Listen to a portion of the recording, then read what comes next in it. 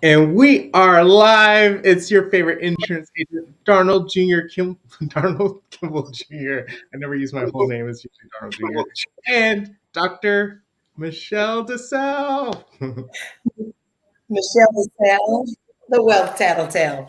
Good to be with you guys today. Excellent. Well, welcome to Finlit Live.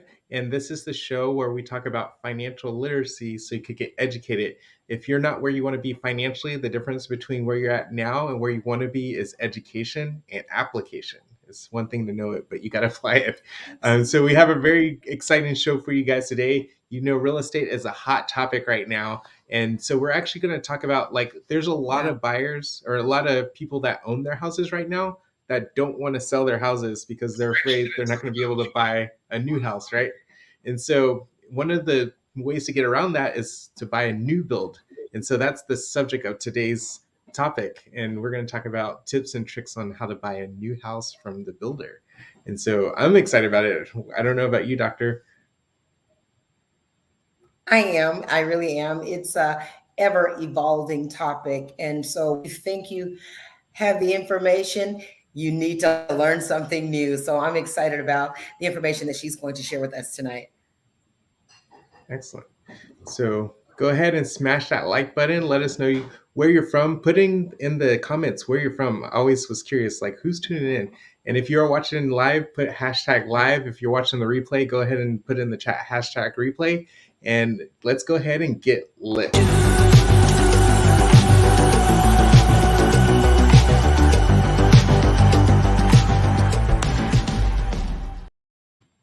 So without any further ado, we have my friend. She goes by Kathy, but her real name is Kathryn Saenger, and she's from Remax, and she's been in the industry forever. So if you have any questions, feel free to type in the chat, and we'll be happy to bring those questions on so she can answer those questions. But without any further ado, Kathy, how are you today? Good evening. I am wonderful. I am so excited to be here. I've been looking forward to this for a while. So let's get started. Excellent. We appreciate you for taking time out your busy schedule to hang out with us and to Awesome. educate the audience, and let's bring some value to them. But with Absolutely. that, who are you? Where are you from? What are you up to? Go ahead and Well, introduce yourself. okay. I am Kathryn Saenger, and I am with Remax One. And Remax is one of the premier leading brokers in the industry. Solid reputation. Not only if you work with a Remax agent locally, you are connected to all real estate Remax agents worldwide. And we just had our convention last week in Las Vegas, where over 7,000 agents from around the world attended. And for 4 days, learned about real estate, everything you wanted to know but were afraid to ask, and what is coming on the horizon. So that's really important because we have to be able to know what's coming ahead of us. And one of the big announcements that they mentioned was Remax was the first broker agency to close 2 million transaction sides in 1 year. And that's just an outstanding amount of business. And that's due to reputation and quality of service. And we're so proud of that. Excellent. So, Fantastic. how long have you been with them? I have been with Remax for quite a few years, and it has been night and day in my business. When I first started as an agent, I was with a very small broker. And after the first year, I transferred over to Remax, and my business quadrupled because of the technology, the education, the resources. It was just a world of difference. And I will never, ever go back. Awesome. So we can hear that your enthusiasm and your love for what it is that you do. And in any industry, people always ask, what is your why? And I'm going to ask you to share your why with our listeners, Kathy. My why is education. I want everyone, when they make a decision to purchase a home, to have all the information available to them, and they don't have to go back and say, I wish I would have known, or wow, this, I didn't know I had this option. And so I want them to know all the opportunities available. And that starts with education and communication. That's excellent. Perfect So, answer. I without love any further that. I ado, love that. yeah, that's a great why for sure. Um, well, let's dive into why people are watching the show. Like, Absolutely. buying a new house could be pretty daunting. Like, I just bought a house myself back in 2019, so just a couple of years ago, and it's a process. Yes, it is. And it was a already established house, so I can't fathom trying to pick out a new house and do all the details. So, what are some of your tips and tricks on how to purchase a new home from a builder?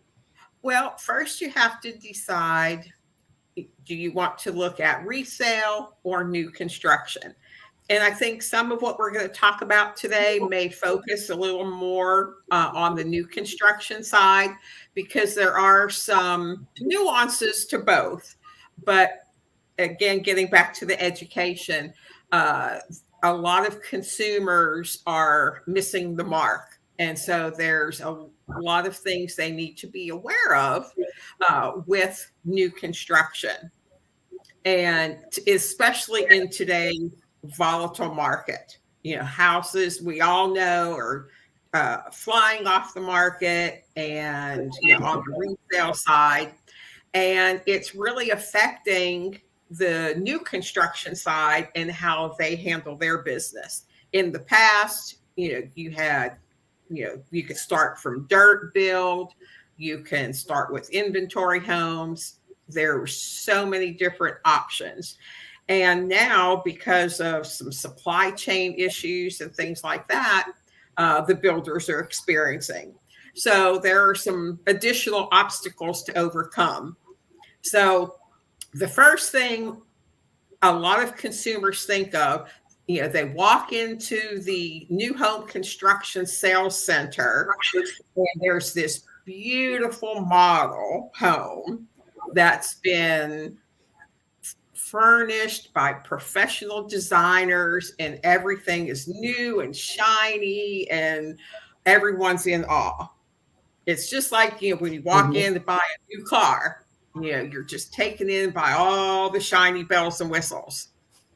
Right. And one thing that you have to be so aware of, the sales office representative, they are wonderful people. I have great relationships with a lot of them, but you have to remember they represent the builder.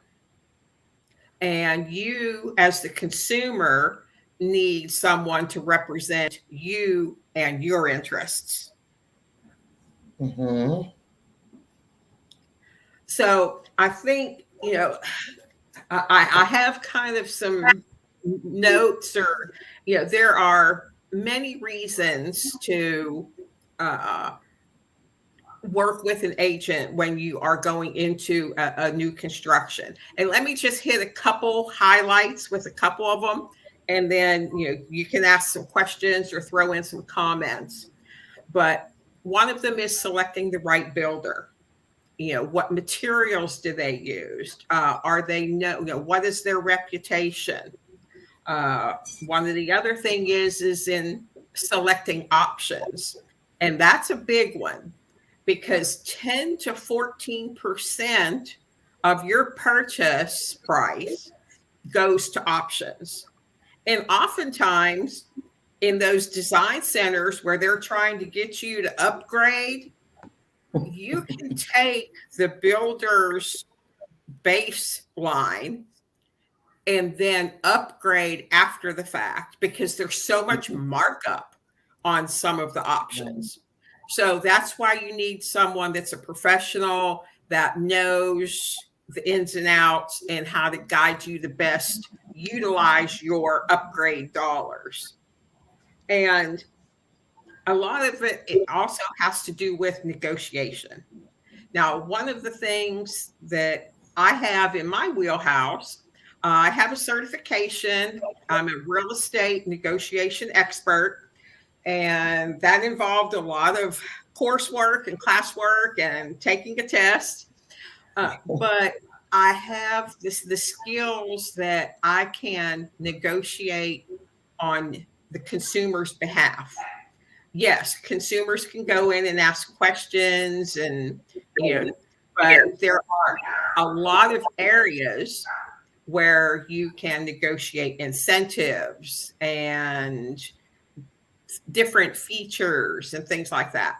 So the bottom line is you really need, as the consumer, have someone looking out for your interest and not the builder's interest.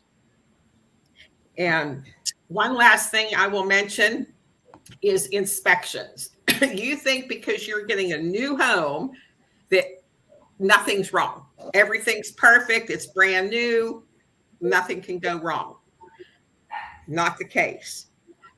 When builders have inspections, they are checking for building code, not quality. And the way things are, I have seen in private inspectors go in, roofing is below quality. I've seen plumbing issues that are misaligned. So there are a lot of things that can go wrong. So just because it's a new home, new construction, doesn't mean it's perfect. I'm glad you said that, Kathy. My son happens to be an inspector, and I hear some very interesting stories when they go out to these newly built homes and everything, and you see some disappointed people or whatever. But it's so true, and I'm so glad that you mentioned that, because most people are deceived by that process, you know, and having someone like you to look out for them it's very essential. I want to Absolutely. ask you a question. Yes. During the pandemic, so many people, you know, were at a deficit. So many people were at the brink of losing their homes or having to file bankruptcy and things like that. Let's talk about the market at that time. Tell me the pros and cons for buying and selling during the pandemic. Well, no matter what market we're in, there are always going to be needs for selling your home or buying a home. Mhm. And so that's where the professional realtor comes into play to walk you through the current market situation. Now, we're not going to, a lot of people say, oh, the market's going to crash because prices were just skyrocketing. You had multiple offers, things like that. We are not heading for another crash. All of the industry leaders and financial experts have studied this, and they are reporting to us because there are 47% of the homes right now have half or more equity in their homes. So back in Mhm. 2008, when there was a crash, that didn't exist. So there's just so many different features or factors between the 2008 crash and today during the pandemic and today's market. And you don't have, excuse me, the interest rates are they're starting to creep up a little bit, but they Mhm. are we're not expecting them to go over 4%. Okay. Well, that's a That's relief good for a lot news. of people. Yeah, Yes. that is good news. Um, so you're saying it is a good time to buy, or is that what you're saying to our listeners? Is it a good time to buy, Kathy? It is definitely, even though it is competitive in a Uh-huh. lot of the areas and a lot of the homes. I just had that experience this weekend with one of my clients. They received a plethora of offers. And so, you have to know how to submit a strong offer and make yours stand out from the others. And then the biggest thing is, as a buyer, be patient. I know it gets frustrating. You find a home and you fall in love with it and it's perfect and you're ready and you have your financing in place, you're ready to go. And, there's 6, 7, 10 offers. Yeah. So, yes, just be patient and it will happen. Yeah, that dread when you hear there's a contract on it. Yes. Yes. That's awesome. Well, we actually have a question from the audience already. So, and it's a multi-layered question. So you may or may not know some of the answers to this, but it's actually my dad. He says, Hey, what Pop. the average, hello, what is the average price per square foot? Where are the hot spots in Houston? Where can you get more land? And if you want to sell, what do you need to upgrade?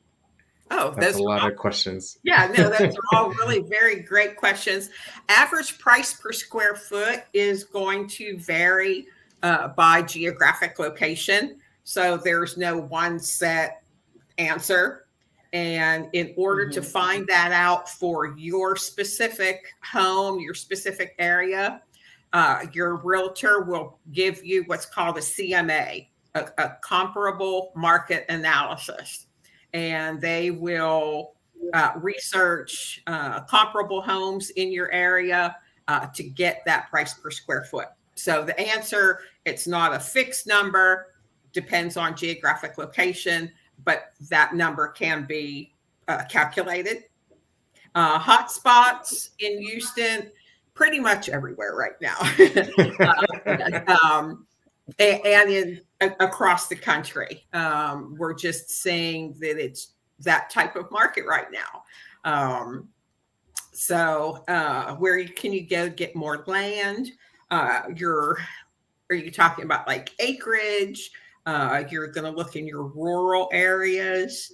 I know Dayton, going out to East Anahuac, out in that area. To get more land, you can go west past Katy, but that's really still developing quite a bit as well. There is some land available if you go north, like 59 north, up in north of New Caney, up in that area. And New Caney is a little bit north of Kingwood, to just kind of give you a few geographic pinpoints. And if you want to sell, what do you need to upgrade? That's a great question. A lot of people think they need to go in and completely remodel and things like that. There are certain upgrades that you can do that will give you a higher return on your investment. One of them, and you might not think about it, is a garage door. If you invest in a new garage door, you will get 97% return on that investment. Two key areas that buyers are looking for are kitchens and bathrooms. Now, everybody wants the, granite countertop and the tile, things like that. So those are important.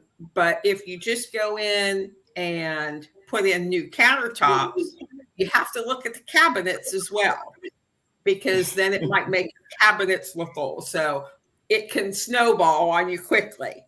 So consult with someone that can kind of guide you, take a look at what's in the neighborhood, in the marketplace, in your area, and the condition of the overall home. The other thing that would be important is flooring. A lot of consumer buyers are looking for the wood flooring. They're not so much into the carpeting, but flooring is a big one. And probably down the line there is backyard space. So thank you for those questions. Those are really good questions. And you are the person to give the answers. You're a really smart realtor, girl. And Donald said, you probably won't be able to answer some. This girl got the answers to it all. She got all of them. Look at you. Hey, I've been around the block a time or two, and I have great resources available to me. So if I don't know the answer, I will definitely tell you that, but I can get the answer. And it's really funny that you mentioned garage door, because as I was driving out the neighborhood earlier today, like that's literally what I noticed about one of my neighbor's door. I was like, they have a really cool garage door. But she did say at the beginning her why was education, and she is living up to that. That was amazing. Absolutely. I want to ask you if give some insight on when you're getting ready to go and buy your house. Talk about how important it is to pre-qualify. Can you give some insight on that, Kathy? Oh, yes, definitely. That is the absolute first step anyone needs to take, and for several reasons. One, it establishes your budget. We want to be able to research and pull homes that are going to be budget friendly. So you don't go in and look at something that's a $400,000 home and your budget's $200,000. Yeah. Right. And then you fall in love, and then you get disappointed, and then nothing compares. But one of the primary thing is, other than budget, is getting back to the multiple offers. Every offer must be accompanied with a pre-approval letter from a lender. So if you do not have that in place, your offer will not even be considered. And working with a local reputable lender, there is a place, for these online lenders, and I've worked with some buyers. They'll, and I'm not sure if we're allowed to, put names out there. So I'll, but if you go online and try to apply to some of those lenders, they're fine. And I've had transactions with them, and they work smoothly.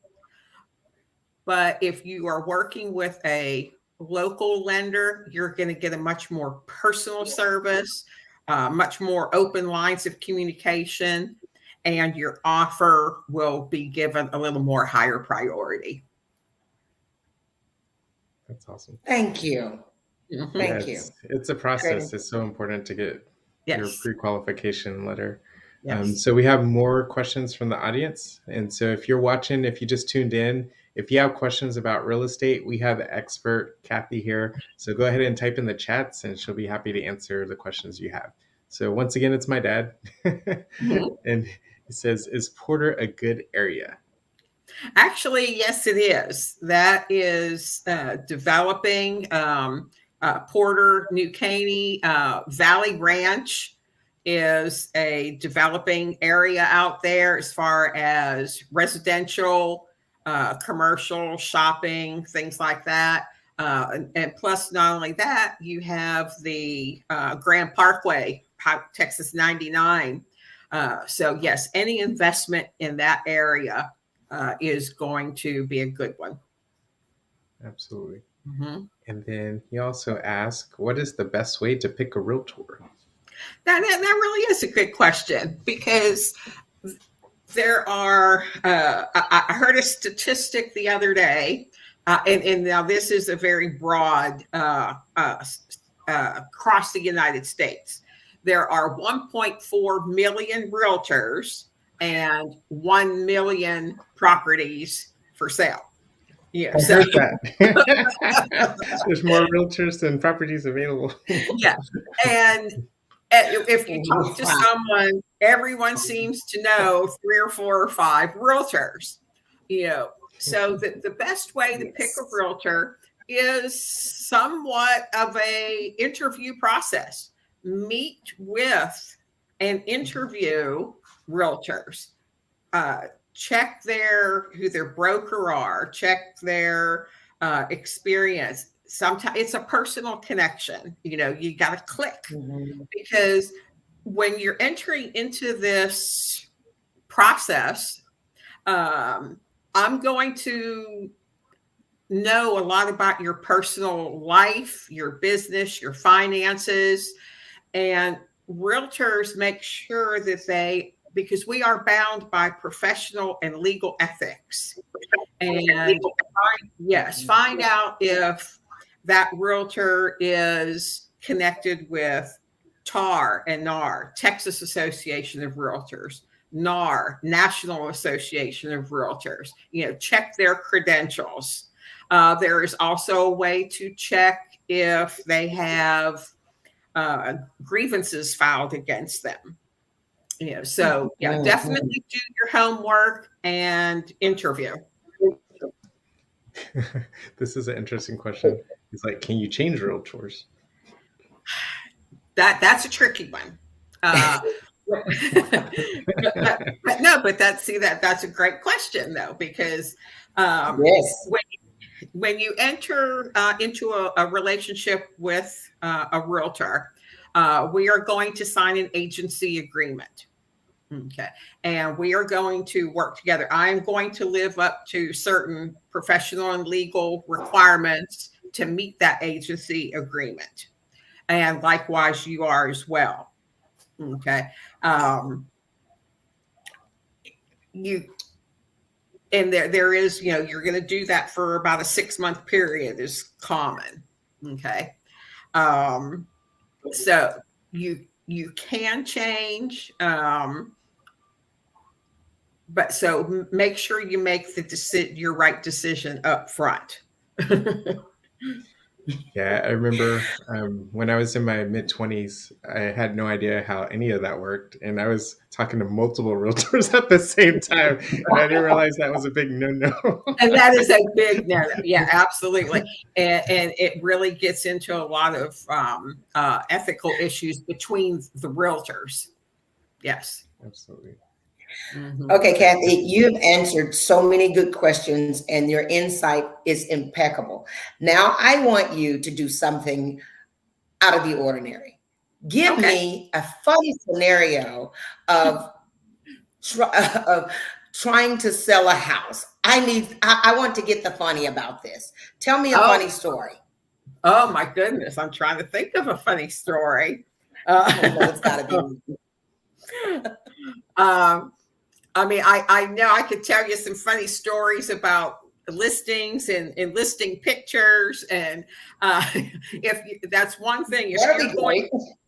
If you're going to sell your home and you connect with a realtor, one of the questions during that interview is to ask them what they are going to do to market your property. And please make sure they are going to use a professional photographer. Don't let a realtor come in and take pictures with their iPhone. I have seen pictures with dogs in them, pictures with dirty bath towels laying on the bathroom floor. And you want your property, if you're selling your home, you want it presented in the best possible way. I don't want to see dirty dishes in the sink or even the toilet seat up. Close the lid. That's awesome. Oh, wow. Thanks for that insight. And guys, please pay close attention to those things. They may be funny, but they are really important not to do. Thanks, it's all in the details. Yes. Yes. Yes. The devil is in the details. Yes. There we go. Well, it sounds like you're very detail oriented, and it sounds like you'd be an amazing realtor for whoever contracts with you. How can people get a hold of you, and if they have more questions, or if they want you to be their realtor, since you provide such amazing information? Oh, absolutely. Well, you can contact me through my website, which is connection ks.com. Can I type that in the chat if that, or can you? Absolutely. Yeah. Let's see. While you're typing that, someone said in the comments to pay someone to clean that house up for you. Amen. Yes. And declutter. Declutter. Yeah. Rent advice, a storage unit and get those boxes. Yeah. Let me also put my email address.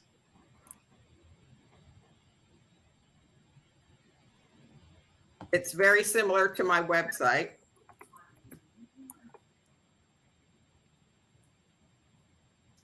Excellent. Mm-hmm. All right. And one of the things, if people would like more information to start getting some background or research on how to get started on buying or selling, I publish a buyer's guide and a seller's guide. And it has lots of information, not just about me, about the process and for first-time home buyers, or talking about things, how to prepare your home to sell. And if anyone is interested in either one of those guides, I will be happy to email you that information. Just contact me at my website or my email address. And let me go ahead. I can put my phone number in the chat as well. And you can text me and I will get back to you. Now, those are two different lines, Kathy. They're not going to be texting you and asking you to buy them lunch. That's your business line, right? That is my business line. Yes. Excellent. Well, you've been such a doll and you provided such valuable information. So if we appreciate you for taking time out your busy schedule. I know you probably have a lot of people like, hey, can you look up this property? Can you look up that property? Because I used to be that guy. All hours of the night, I'd be like texting my realtor, hey, what about this property at 11 o'clock at night? No, that's fine. And I thank you for the opportunity to have me on, or, whether it was me or a realtor, to, like I said, educate financial literacy.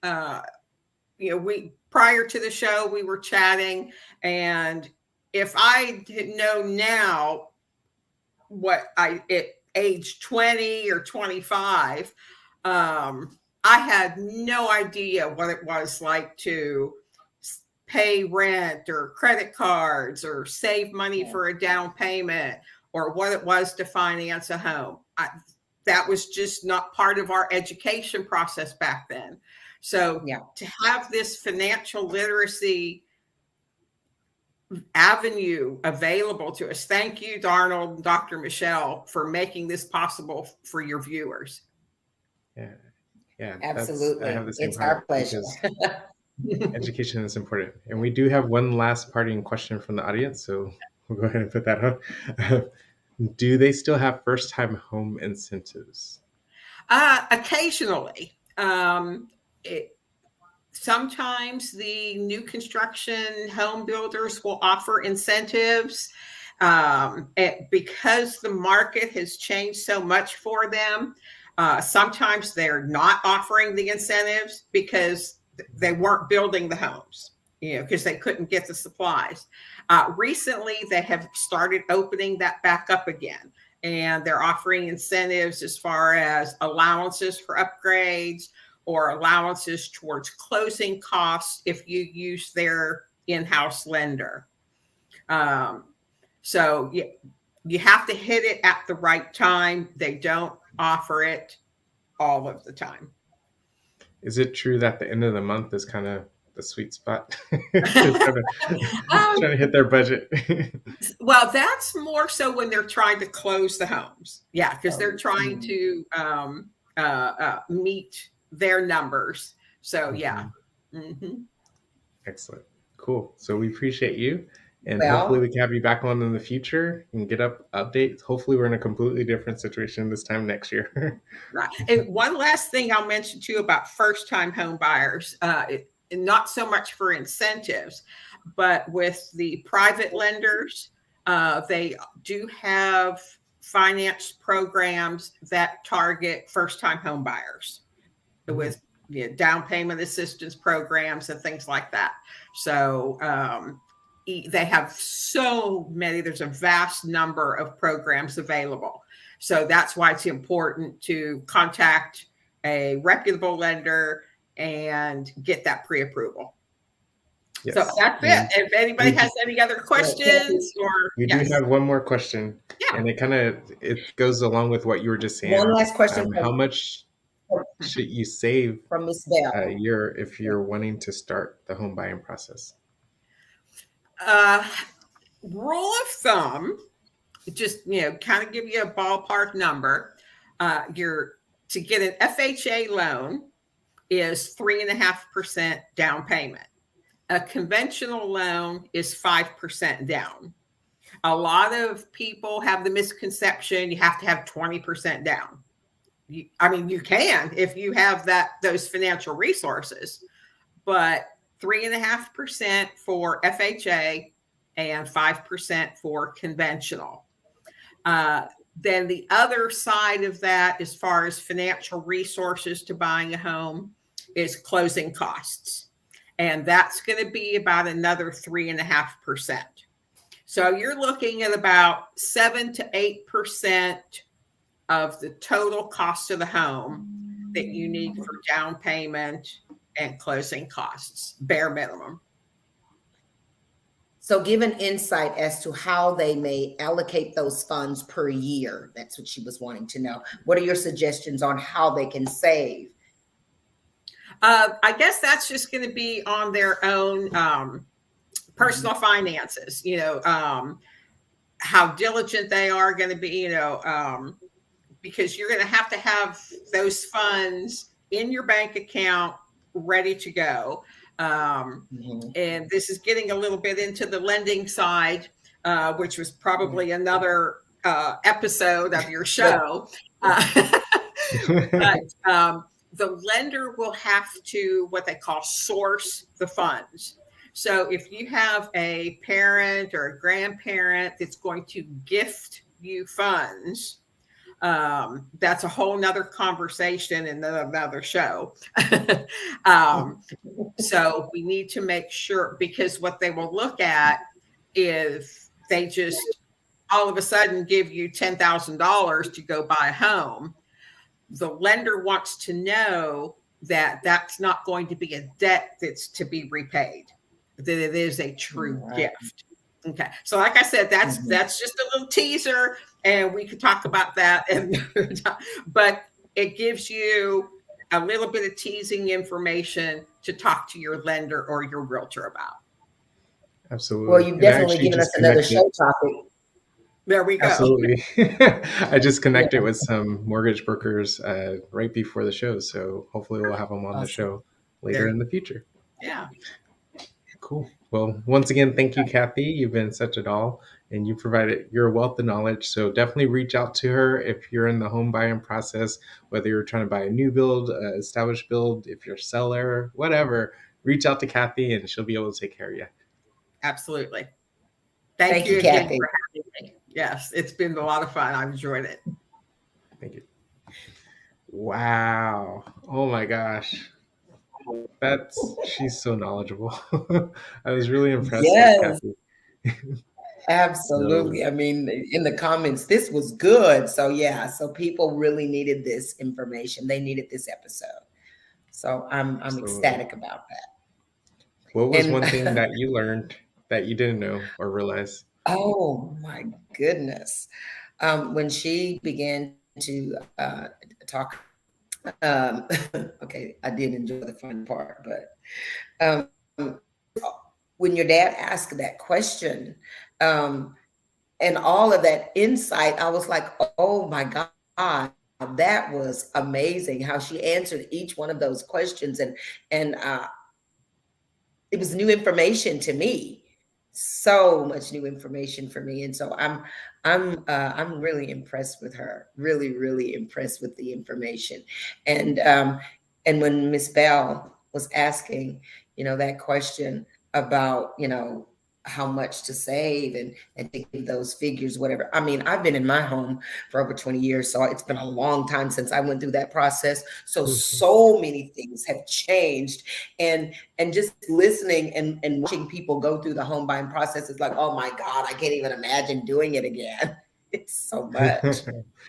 Yes, it's very daunting task, but definitely a worthwhile task. That's how people Yeah. build wealth for themselves and their family. They say the average Mhm. renter net worth is about 5,000, but the average person that owns a home, their net worth is over $100,000. So it's definitely Absolutely. a worthwhile endeavor. And one of the things she said that I never thought about is like if you're buying a new build. I've been to all the new builders and I've toured their fancy houses, and I would Mhm. just want to hire one of their designers. Can if you know any designers, please pass them my way because we need help with our house. But yeah, one of my biggest takeaways was that they showed you the fanciest house, but when you build a house from Yes. scratch, they start off with the very basic. And like when they say, yeah, it's in the low Mhm. 200s, but that's for like their base house. But after upgrades, is end up being Right. 250, 300, $400,000 easily. But she mentioned that you can have somebody Exactly. go in after the fact and do the upgrades, and you probably could save a lot of money that way. And so Mm. that was huge. So Exactly. And this is a very emotional process, right? And so you can always, that's how they can get you to agree to this because, oh my goodness, you're buying a new home. Well, and this is just going to be this, and you can have this, and you can have that, and then you this and that yourself out of your budget, right? Because all of, like you said, it's like a new car. When you're looking at, oh my goodness, it's fully loaded. You don't need all that in that car. You need that car to go to point A to point B. You do not need the shiny stuff to get where you're going. And that's something that is so detrimental to a home buyer is that they are caught up on the bells and whistles and they will really get themselves in a lot of trouble down the road. easily, and it actually adds up over the long run because with the mortgage, you end up paying what Mm, 4%, 3 to 4% over 30 years, absolutely. and so you end up paying way more than they actually charge right then and there. So wow, Right. And so much great and information. Wow, it Kathy's is, been a I wealth of know. knowledge. And you just think about So how you have that escrow account, you have all of those taxes, insurance, and everything all rolled up in there, and then you look around at all of these accessories that you could have done over a period of time. You just save a little budget, and then we'll add that deck on, we'll add this on, or whatever. There's things that you could have done along the way, but you put yourself in so much financial debt in the beginning. I mean, what is there left to do? I mean, owning a home means you get to have those moments where you're gonna, you know build that together and do this little add-on. But oh my goodness, it could be a lot of mishaps during those it processes. is. I'm so glad she mentioned all of that stuff. It's amazing. Absolutely. So if you got any value out of today's episode, please go ahead and smash that like button. And if you know anybody that's going through the home buying process, whether they're a buyer or seller, share this with them because I think it'll be valuable information for them while they're going through the whole process. So the reason we started this station is because growing up, I feel like I wasn't getting educated about how finances and money worked. And so that's why I started the station. And what I do is I interview people live from various financial backgrounds. It could be budgeting, it could be cryptocurrencies, it could be how to increase your credit score, which we already have a video on that. So go ahead and check that out if you haven't done Yeah. so already, if you're trying to increase your credit score. And so that's the purpose Right. of this, where we could interview people live and then we open up to you guys where you could ask your questions like my dad and Miss Bell did, which is great. And so that's the purpose of this. So we appreciate you guys for tuning in and getting lit.